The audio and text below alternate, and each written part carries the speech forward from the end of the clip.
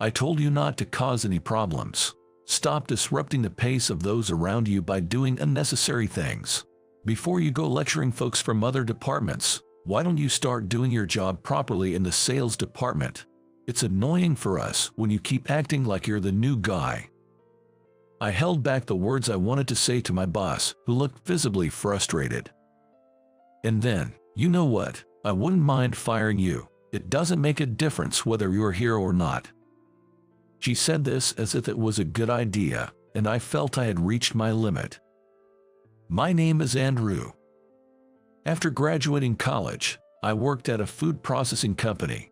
I returned to my hometown when my dad got sick. Thankfully, he's now out of the hospital. However, my dad felt uneasy about leaving my mom alone at home after his health issue. While he was in the hospital, he asked me during a visit, "Andrew, would you consider coming back here?" So, I resigned from my company and got a job at a local baby product store. Ideally, I would have preferred a job that made use of my previous work experience, but finding a good position for a mid-career hire was tough, so I took a job with this company that was expanding. But moving into a different industry certainly came with its challenges. Andrew, how many times is this? The third time, I guess. It's the fifth. When are you going to remember? This woman who is teaching me the paperwork with a look of utter dismay on her face is the section manager. You did use computers in your previous job, didn't you? Why can't you remember? It's just different formats. No excuses. Just get on with it. Here, this file, right here. Yes, I have other things to do than just babysit you. She snapped, although she continued to help. I felt sorry for her as I struggled with paperwork I wasn't used to. In my previous job, I worked on site in the quality control department, which meant I didn't handle many documents and rarely had to create them. Although I managed to land a job in sales administration at my current company thanks to a certification I got in college, to be honest, I'm lost when they suddenly ask me to draft a document. I had been coasting by on templates alone, and now it was catching up with me. Man, maybe sales just isn't for me. It made me realize just how perfect my former job was for me. Plus, I had a girlfriend back then. She was a diligent office worker at the same company and often picked up the slack for me. But I couldn't muster the courage to ask her, a city girl, to move with me to the countryside, so I ended up breaking things off with her. I miss the lunches she used to pack for me, especially since I'm a bit picky with food. All the women I've dated before didn't like cooking for me, but she always struggled and made meals for me. I didn't want to inconvenience her, a woman who wholeheartedly devoted herself to me. Despite being the one to end things, I still have feelings for her. I returned to my hometown after we split up, but things haven't been great. I contemplate quitting my job almost daily, but since I haven't been at this company for long, it might impact my job hunting prospects. So, for now, I'm just observing how things go. It's pretty much an escape from reality. While I'm discontented with my current situation and anxious about the future, I can't take the next step forward. One day, someone from the planning department brought up a collaboration project with a major food company. Our company is fairly large in the baby product business, and our mascot character is quite popular among customers. While we do well with apparel and toys, our own food brand wasn't selling too well. They wanted to put more focus on the food division, and this idea came up to stimulate interest and generate buzz. From the looks of my colleagues, it seems the other company wasn't too enthusiastic about the collaboration. After many meetings, we finally found a company willing to partner with us, and a meeting was scheduled at our office with their sales representative and our manager. This is a busy day, so don't cause any problems. No unnecessary questions either, my manager warned me in the morning. After finishing some tasks, I headed to the vending machines. On my way, I bumped into a representative from the other company coming out of the conference room. "You're Andrew, right? Don't you remember? We worked together before." Oh, Tony. Yes, I didn't expect to see you here. Did you leave your previous job? Are you now with the food division here? He bombarded me with questions. No, I'm currently in sales, I replied. Oh, Tony mumbled, almost to himself. That explains it. That explains it. What's that supposed to mean? I was about to ask him when my cell phone rang. It was a call from my manager. Sorry, please go on without minding me. I'll visit again, said Tony, and he left. While my phone continued to ring, I answered it. The first thing I heard was, "You're late. Where are you?" "At the vending. Come back right now." Confused by the abruptly ended call, I returned to my department to see a flurry of activity. One of my colleagues, who had been in a meeting, told me the sample we presented as a product image wasn't well received by the client.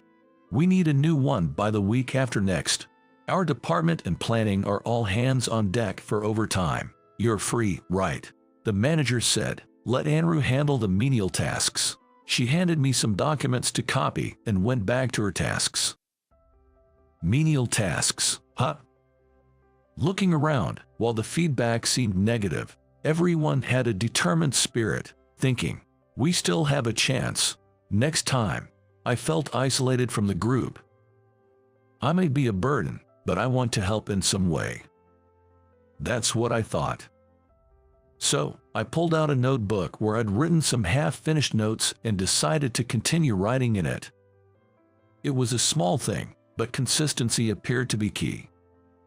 By reviewing repeatedly, I reduced my mistakes. When I finally had some free time, Mike from the planning department gave me some leftover baby food samples. "I'm confident about this one," he said, and I eagerly tasted the carrot puree. And instantly, "This is awful," I unintentionally blurted out. "Well, it's baby food. It's not supposed to taste that great to adults," someone chuckled. "No, this is really not good. It's bitter, and although I can taste the carrot, the broth flavor is overpowering. It's not that different from homemade, so why would parents buy this to feed their kids?" I pointed out. While I was just trying to be honest, it seemed that I had overstepped, given I wasn't directly involved in the project. Andrew, you worked in a food company before, right? But you've never dealt with baby food, have you? Not sure your input is really needed here, they retorted. I was about to respond when my manager, who seemed to have overheard the conversation, stopped me. She later told me, "I thought I asked you not to cause any trouble. Maybe you don't get it since you joined mid-career, but this is a crucial time for the company. Stop meddling and disrupting everyone's flow. Before you go lecturing people from other departments, do your job in sales properly. It's problematic if you keep acting like a newbie. Honestly, I wouldn't mind if you were let go. It wouldn't make a difference with or without you." Frustrated by her blatant statement, I felt I had reached my limit. "Understood. It was a short time, but thank you."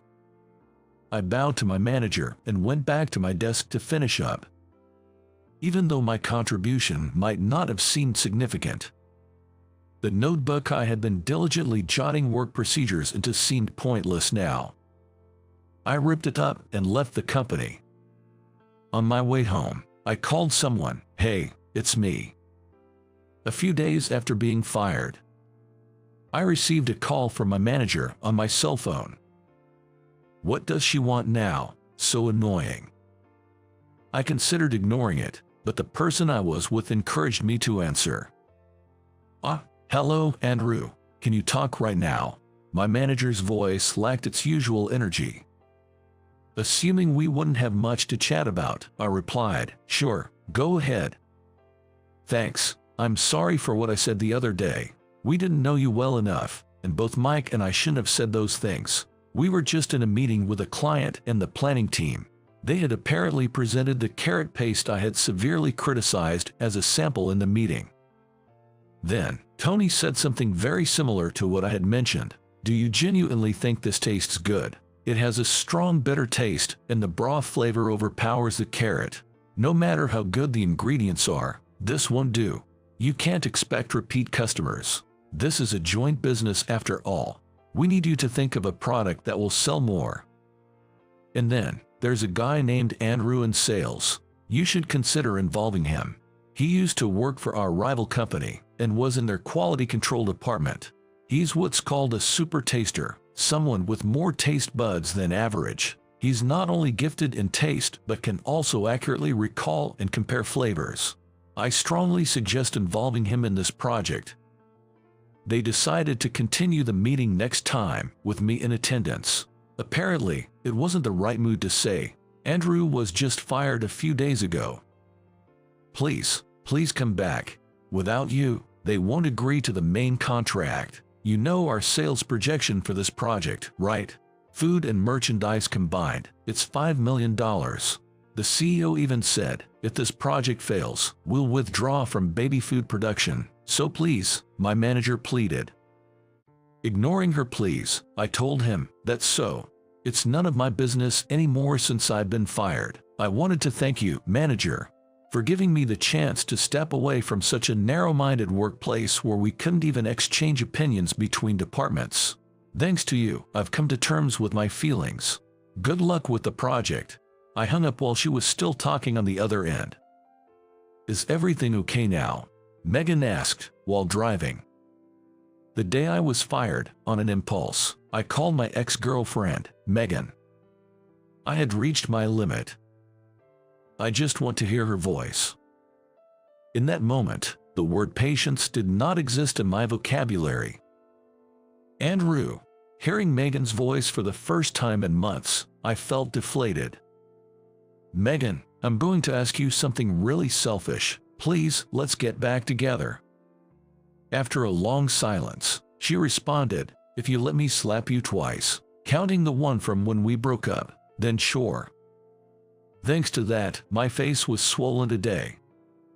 Looking at my reflection in the car mirror, I asked, do you think it's okay to greet people with this face, just as the car stopped at a red light?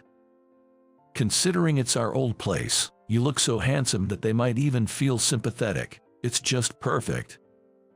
Megan, pouting like a child.